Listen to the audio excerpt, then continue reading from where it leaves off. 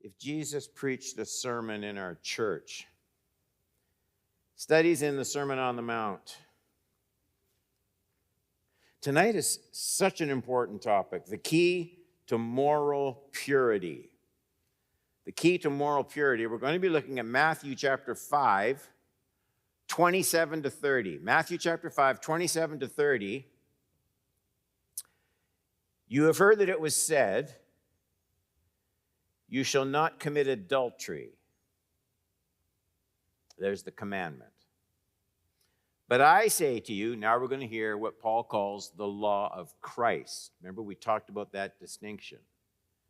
I say unto you that everyone who looks at a woman with lustful intent has already committed adultery with her in his heart. Just a word of clarity, because I think people often get confused at this point.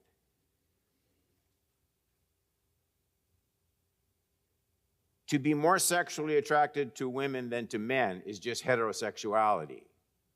That's not the topic here. The topic is looking at a woman, a particular woman,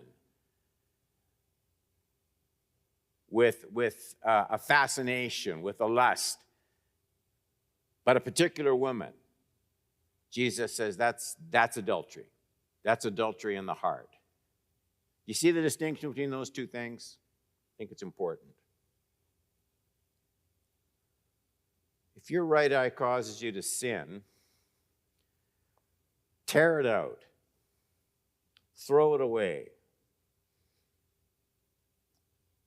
For it is better, it's better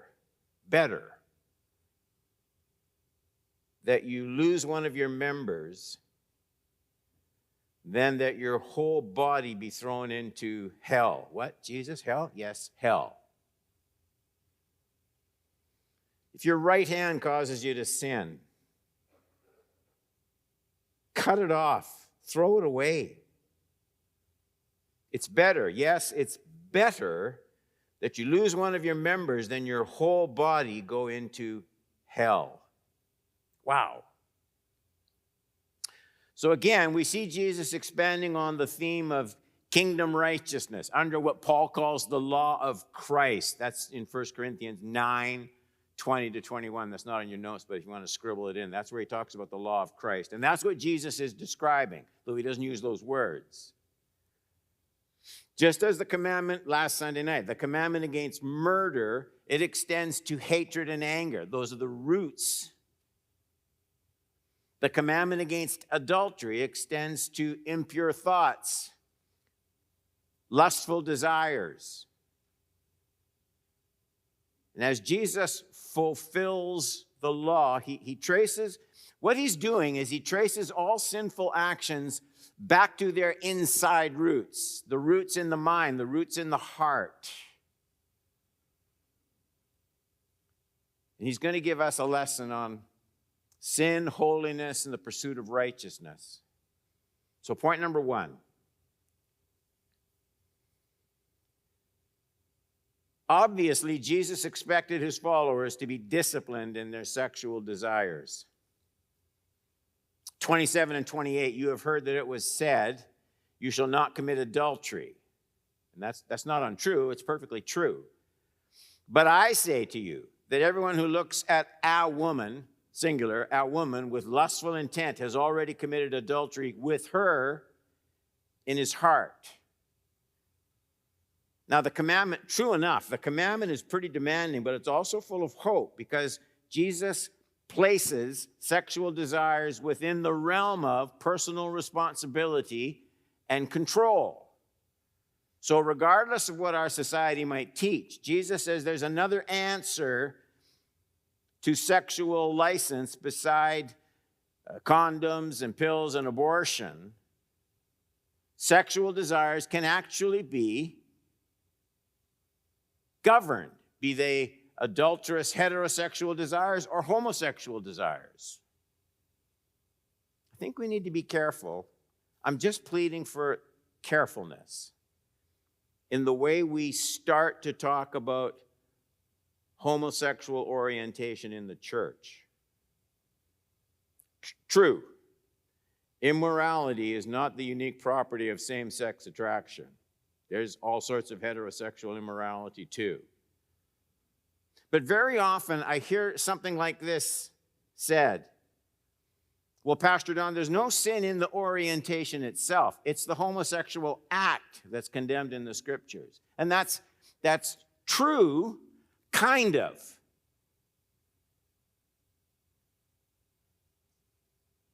Homosexual desires are never to be acted on. But look what Jesus is doing. He's doing it in a heterosexual situation, but it applies to all sexual temptations.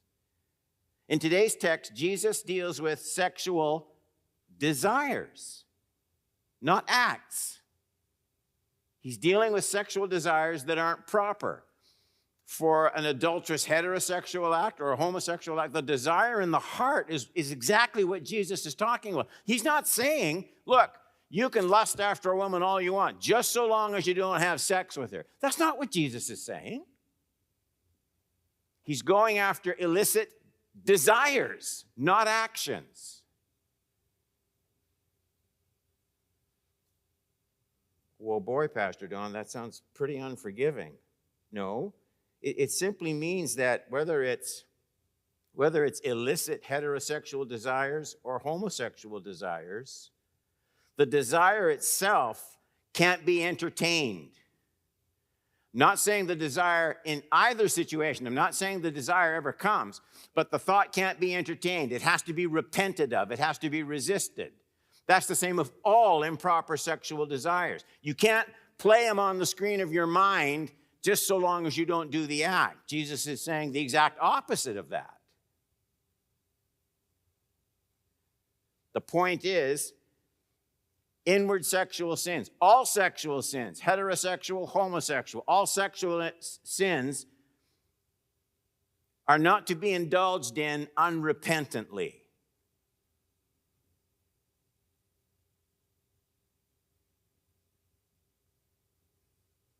There's hope when sexual desires, all sexual desires, are repentantly brought to Jesus. You start to see the despair of a world that's lost all hope of keeping people chaste.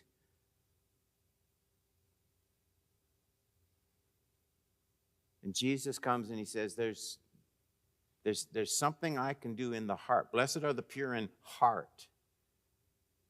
There's a change that he can make in the heart where the desires, it's not that improper desire never arises in the heart of anybody in this room, because we're all fallen in that sense. Different kinds of desires, different ways they're expressed. But Jesus is saying, you don't entertain them. You don't feed them. All right, I got to move on. Notice the high value Jesus puts on the institution of marriage. It's talked about indirectly, but you see it in 27 and 28. You have heard that it was said, you shall not commit adultery. Adultery is what he's talking about. But I say unto you that everyone who looks at a woman with a lustful intent has already committed adultery with her in his heart. So he's not just concerned with individuals staying clean. He certainly is that. His additional concern in these verses is about marriage. He names the sin of adultery. And when he says adultery, he's putting a watchdog at the gate of every marriage. Exodus 20:17, you shall not covet. It's desire. There's no act there. You shall not covet your neighbor's house. You shall not covet your neighbor's wife, his male servant, his female servant, his ox, his donkey, anything that is your neighbor's. So both my own marriage and my neighbor's marriage are protected, even to the point of illicit desire. I must preserve the integrity of my marriage more than I value my right eye or my right hand. That's what he's saying. That my marriage isn't properly protected from sexual disintegration until I honor God in the private realm of my thoughts and desires. That's where marriages have to start being saved.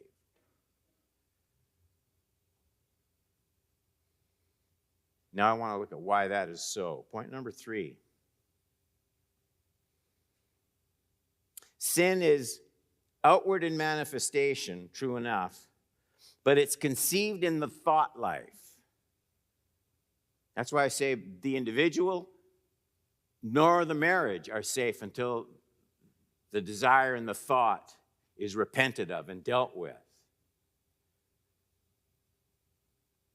So sin is outward in manifestation, but conceived in the thought life. 28-29. But I say to you that everyone who looks at a woman with lustful intent, that's a good translation, intent, has already committed adultery with her in his heart. So there's intentions, that's just inside, right? And the heart, that's just inside. The heart, the mind, that's all inside. And then, but the response isn't inward, it's outward. It doesn't seem to match up. Lustful intent, adultery in the heart.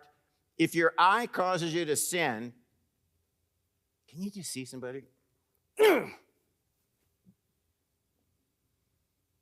Pastor Don, that's stupid. And Jesus is saying, better that than to let these desires grow unfettered in the heart. Take your right eye, tear it out, throw it away. For it's better to lose one of your members than your whole body to be thrown into hell. A couple of thoughts there, just going to go quick. One, my thoughts are not my private territory if my heart belongs to Jesus. There's this thing where my thoughts are my business because nobody else knows about them. If I'm a follower of Jesus, my thoughts are not my own. Jesus is Lord of them. They belong to him. 2, and this is important, thoughts gather momentum as they are entertained. They're the incubator, for good or for bad. Thoughts turn into actions. The thoughts that you hold on to. I'm not talking now, everybody has the thing where the thought just comes to you. We've all had that experience. You weren't looking for it, you weren't thinking about it, and it just comes to you. I tend to think we're less responsible for those if we deal with them right away. I'm talking now about thoughts that are fed, nourished, played with. Those thoughts, sure as anything, those thoughts turn into actions. The thoughts that you hold on to, the thoughts that you cherish are one day going to push past the mind and they're going to work their way into the outward actions of your life. And your own will won't be able to stop that assault.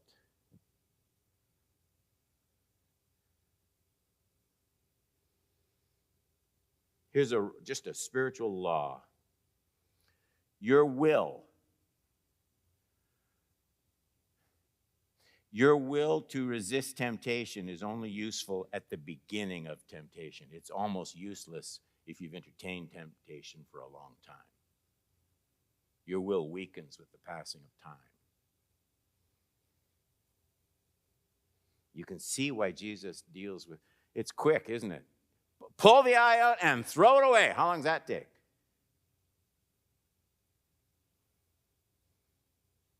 All temptation, your own resolve is only useful in dealing with the first steps of temptation. James is as clear as a bell on this. James 1:14-16. But each person, it's all of us,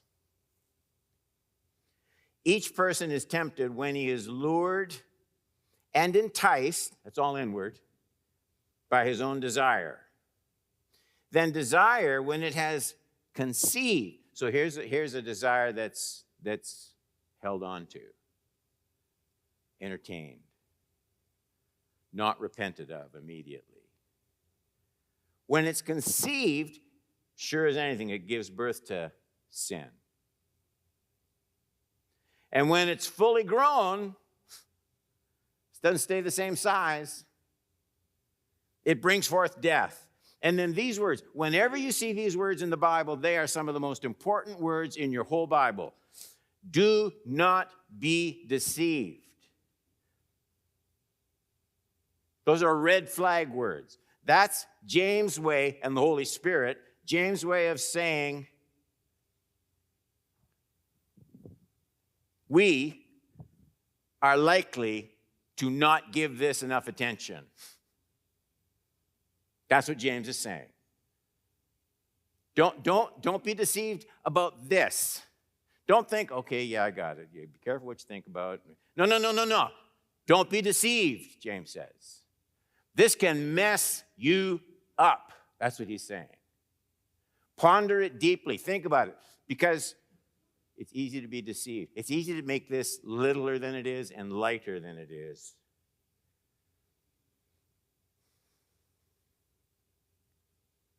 The central point of James and Jesus is it's too late to stop the birth process after the sin has already been mentally entertained. There's some sins, true enough, we stumble into. Paul talks about that in Galatians. And there's repentance, come to Jesus. But more often than not, sins of desire are more high-handed. They're more high-handed. The reason most Christians commit outward sin is they enjoy the luxury of sin in the secret recesses of the mind. And they do this too long before they start to put on the brakes. And it'll never work. It'll never work. The mind must be set up in such a way that I keep the sinful act from ever being entertained mentally. Entertained is the key word.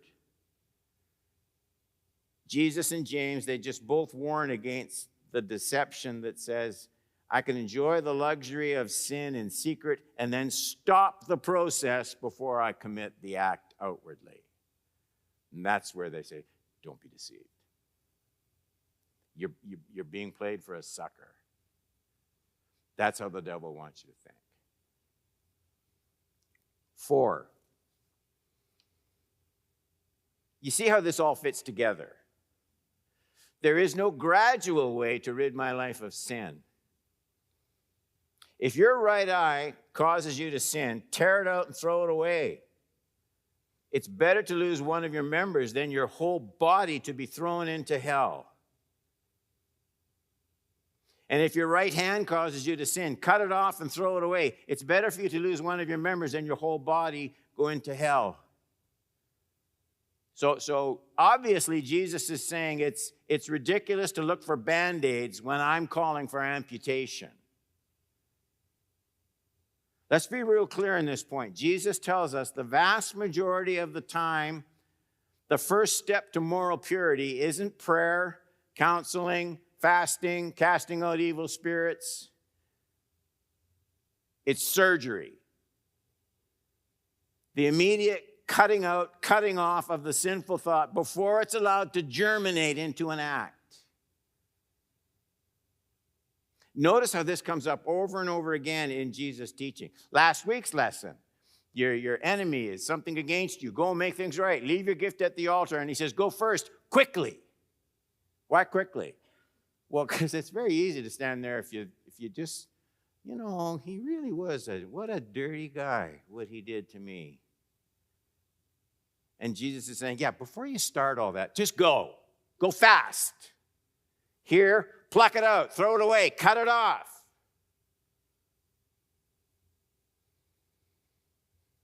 The lesson's the same in today's passage. In striving for moral purity,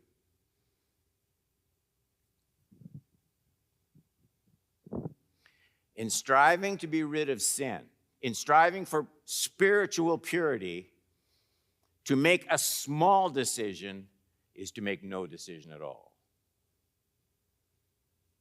You can't be gentle with sin in your life. To make a little decision is useless. Jesus calls for something big, something drastic that's done quick, right away. Some changes have to be big changes, or they're not change at all.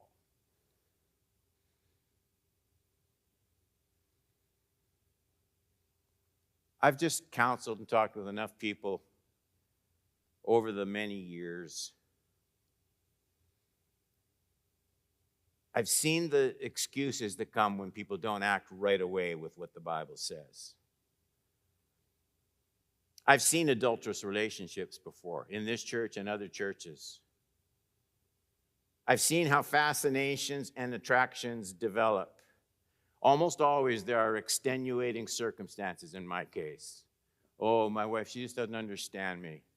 It's not that this woman at work, we're not doing anything dirty. It's just I talk to her and she gets me.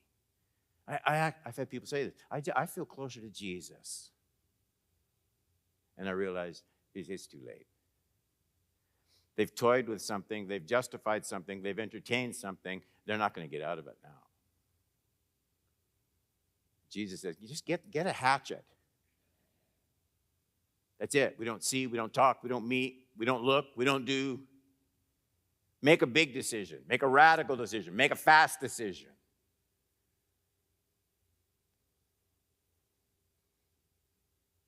Five, and this is wrapping it up.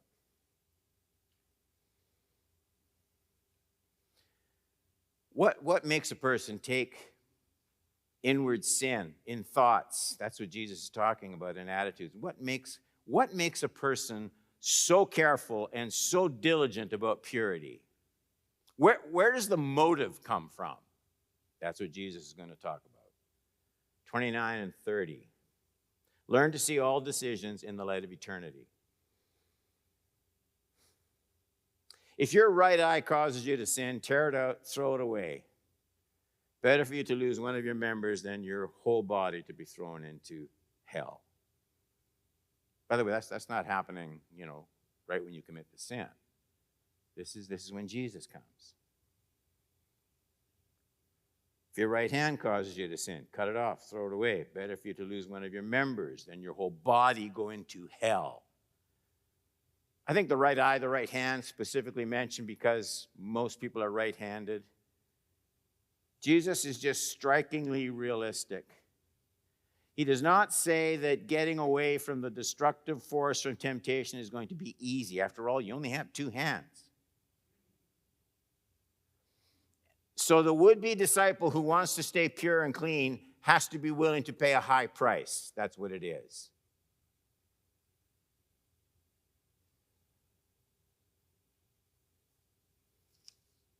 But as great as the sacrifice may be, Jesus says you're supposed to measure any sacrifice, break off any relationship, anything that isn't appropriate, anything even in the thought life that you're just toying with, you're just thinking about.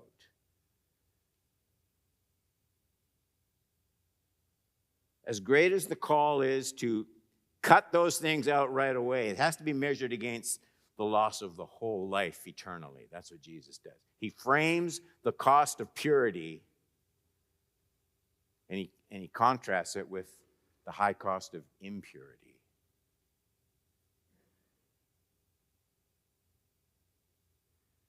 One of the keys to victory is this constant remembrance of what's truly at stake. It's a dangerous thing to just live in the moment. I asked this morning, I said, how many people when you get out of the car, today so far, have you thought about the second coming? Jesus is coming. Jesus is coming. And he's coming to redeem the whole creation, Romans 8. But he's also coming to judge. So in the mind of Jesus, there was a hell to be avoided. And what we do with our minds, with our bodies, can take us there. And still, he says, he reminds us that purity of heart is possible. Blessed are the pure in heart. They shall see God. But it isn't just the result of hoping. It's the result of paying the price, carving out the things inwardly that have never reached an exterior expression, carving those things out of your life, bringing them repentantly to the cross. I think if I read Jesus right, I would come, kneel at this place, and weep for spiritual adultery with a woman in my heart. I would come here and weep about that as much as if my marriage to Renee ended. and I came and wept with a broken heart. And the point Jesus is making is, that's too late to come and weep then. Come and weep when the heart is not quite right and the mind is not quite pure. Bring those things repentantly to the cross. Pay whatever price you have to pay and build a safeguard around your own heart and the hearts of those you love. So there's Jesus teaching in one evening on sin, where it comes from, how it works, and how to avoid it. And boy, if we could all just put this into practice, what a holy bunch we would be, eh?